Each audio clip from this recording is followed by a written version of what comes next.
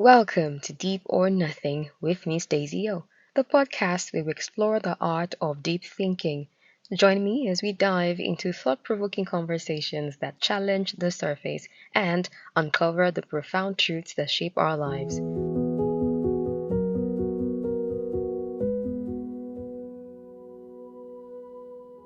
Hello, welcome, or should I say, welcome back to Deep or Nothing with Miss Daisy O. Welcome to season 2 of the show.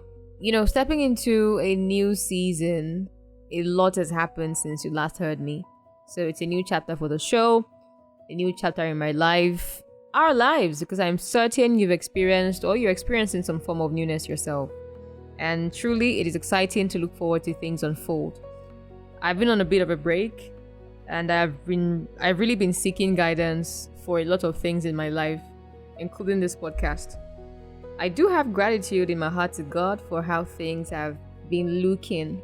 There have been a couple of friends who have said that they have either missed the show or they're ready for it to come back. So I'm grateful that this little community that we're building here is still alive and still just so hungry for our discussions. And I'm trusting God that we're able to pick every realization that is required to help us on our life's journey and propel us towards our desired growth. Taking off from a growth viewpoint, I spent the last months coming to terms with the fact that I have become different. I have changed, and I'm not going to lie. It's been a bit of a struggle. I've continuously asked myself the question, who am I? There is perhaps no question more difficult. I don't think there's a question more layered or more quietly terrifying than that question. Who am I? Not even what do I do, what do people call me, what role do I play, or what have I achieved, but the question, who am I, beneath all of that. And that's why for the first episode in this season, I have decided that we talk about the concept of self. How we form our identity. The older I get, the more I realize that many people are not actually living as themselves. They are living as who they were conditioned to be or who they were praised for being, maybe even who survival forced them to become or who society rewards them for performing. And sometimes the scariest thing is not that we're pretending, it is that we no longer know that we're pretending. One of the most important things to understand about identity, one that from my time of reflecting on myself, I've come to realize is that identity begins forming long before we become consciously aware of ourselves. Before you had opinion about yourself, people had opinions about you. Before you decided who you were, people were already naming you. It goes as far back as before you were born. Your parents basically had an idea how they were going to raise you. Some had like designs, creations of what development would be like for their child, you in this situation. So, a name was picked for you even before you were born. You didn't call yourself what you are today. At least for most of us, the name that we answer right now is one that we've been answering even before we could open our mouth to talk. Down to when you start to grow, you probably became the smart child, the difficult one, the quiet child, the emotional one, the disappointment, as some families would say, like the black sheep of the family, or even to your siblings, the responsible sibling. And over time, these labels stop sounding external. They begin to sound like truth. This is one of the earliest psychological foundations of identity, and that's human beings internalizing repeated feedback. The mind is constantly collecting information about how people react to us, about what gets rewarded, what gets punished, what gains acceptance, what creates rejection. You see a child spill water and then the child gets chastised. The child already understands that this particular behavior gets punished. And eventually we begin adjusting ourselves accordingly. That means many people are not living from identity. They are living from adaptation. And adaptation is not always authenticity. One of the deepest concepts I've had to understand is the idea of the performed self. And that's showing you the difference between the authentic self and the performed self. Now, the performed self is that version of you that was created to survive, that version that you have you have created for belonging or for succeeding. It's the version that learned that, oh, people love me when I'm useful. People will stay with me. They only stay when I'm strong. If I express emotions, I become difficult. Or if I achieve more, I become valuable. If I shrink myself, I remain accepted. And that's why you see or you've noticed over time that some genders are known for, or a gender rather, is known for a particular thing or a particular concept. Men are not supposed to cry. They are not supposed to show that they're weak. They're not supposed to express their emotions, right? All of these things they are identities that we adapt. So instead of becoming ourselves, we become strategies. Look around you. You will see that some people perform confidence. Some people perform indifference.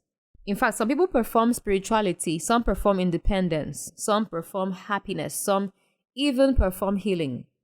And after years of performance, the line between who you are and who you learn to become becomes blurred.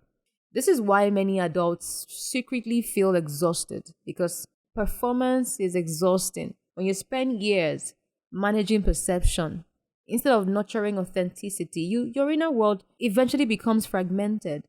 I strongly believe the statement that our actions, inactions, and our decisions, they stem from how we perceive the things around us. I'm a believer of perception because perception shapes identity more than we realize.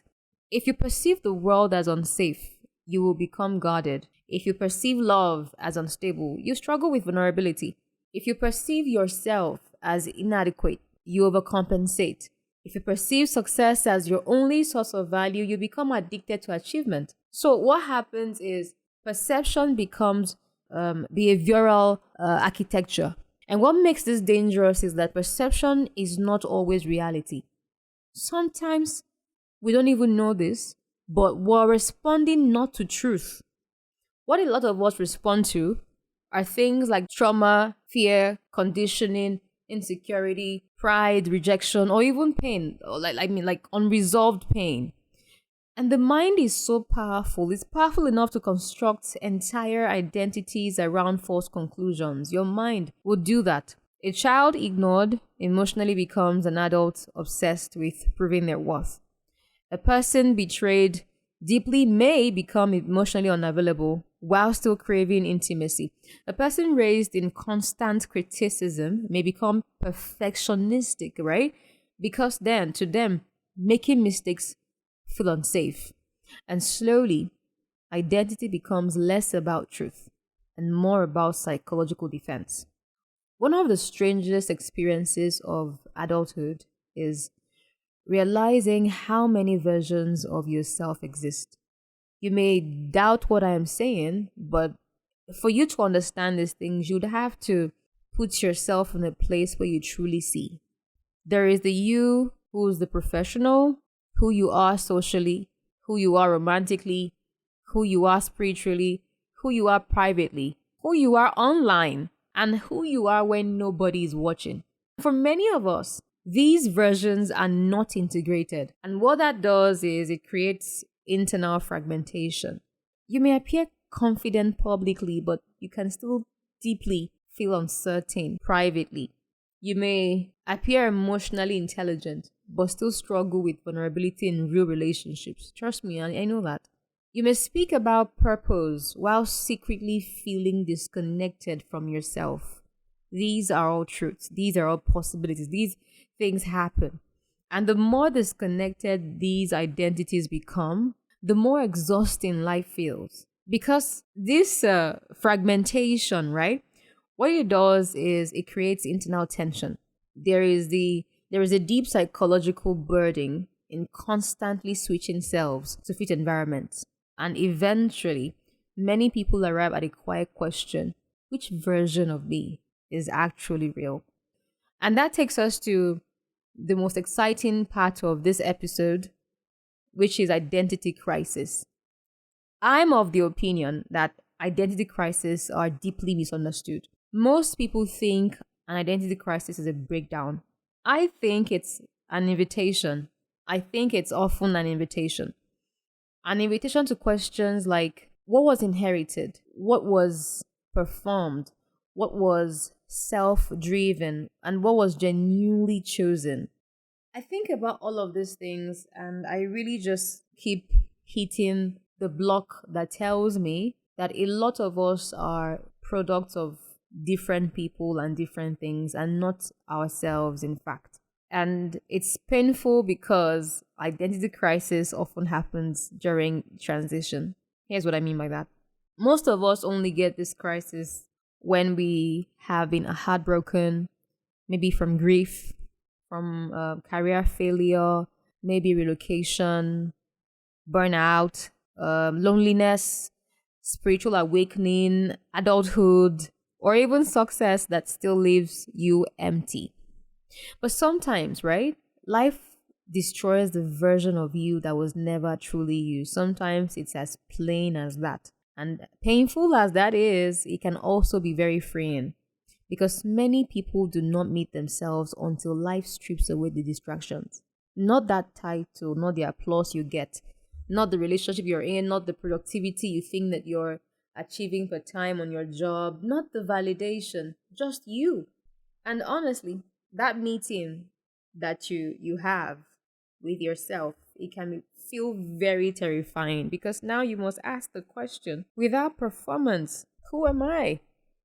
To make matters worse, we have a big situation on our hands.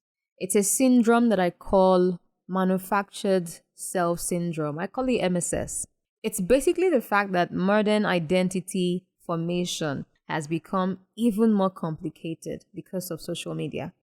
Yeah, I'm sure you knew I was coming here. People are now rewarded not just for who they are, but for who they appear to be. We're living in a generation where perception has become currency. And slowly, many people begin shaping themselves around algorithms, trends, aesthetics, validation, and then audience approval. And that danger is very subtle. You can become deeply committed to maintaining an image while you're becoming increasingly disconnected from yourself. And eventually, you stop asking, is this true to me? And then you start asking, will this be accepted? And this is why so many people feel internally lost despite appearing externally put together, because image management is not identity. It isn't.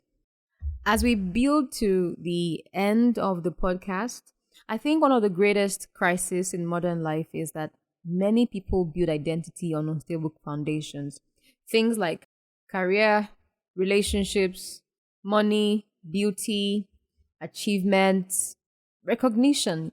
Not to say that these things aren't good, helpful, necessary, or even serious. But the problem with building identity on temporary things is that temporary things eventually shift. And if your identity is attached entirely to what can disappear, then your sense of self disappears with it. And this is why I deeply believe that identity must be spiritually grounded. I don't mean performative spirituality. I'm not talking aesthetically spiritual, but I mean genuinely rooted in truth. One of the most freeing realizations is understanding that your worth existed before your performance, before success, before applause, before validation, or even achievement. And I tell you, this changes how you move through life. Because now you're no longer trying to earn identity, you're living from it. Because identity in itself, it's not static. I find myself pondering over how a lot of people do not have this understanding, but human beings are constantly becoming. And I think maturity is learning how to consciously participate in that becoming instead of drifting through it unconsciously. What this means is that you're questioning yourself honestly, you're examining your patterns, you're healing when necessary, you're unlearning false identities, and you're intentionally choosing who you want to become. Not impulsively, not performatively, but truthfully. And maybe that is the real work of adulthood. Not just building a life, but building a self that is honest, a self that is integrated, that is emotionally aware, spiritually grounded, and internally aligned. Because the truth is, you cannot build a truthful life with a borrowed identity. And I think that that's the entire point of adulthood. I feel like people in their early 20s should have a necessary time of reflecting before you drift into your 30s. I think you should get to a point in your life at that time where you want to redo everything and question yourself as to who you are. Examine all your patterns, learn what truly is you, and unlearn the identities that are false, the things that were where you had to adapt through, the things that were not necessarily your doing. I feel like everyone should have identity crisis at some point in their life, and hopefully in their early 20s, where they get to tell themselves, this is what I want, this is the path I want to, jump on, this is what my life is hinged upon, this is what this is the foundation that my identity is built on. Maybe that is the real work that we as adults have to do, because guess what? If you continue with life using that same sense of self you've always had, you get to points where you seem exhausted. You get to a point where you're chasing something. You may not understand why you're chasing that thing, right? And perhaps the most important question is not who have I been, but who am I becoming? And is that becoming, is it rooted in truth or survival? For me, that is the work. That's the tension. And that indeed is the concept of self. And that is what I was hoping that episode 1 of season 2 would do, where we get to reflect on the concept of self and ask ourselves all of the right questions. It's about becoming, not about who I was or who I have been. And thank you for getting to this point with me on the podcast today. I look forward to making magic with you. I look forward to us having some very reflective conversations that help us to become the exact person that we are supposed to be.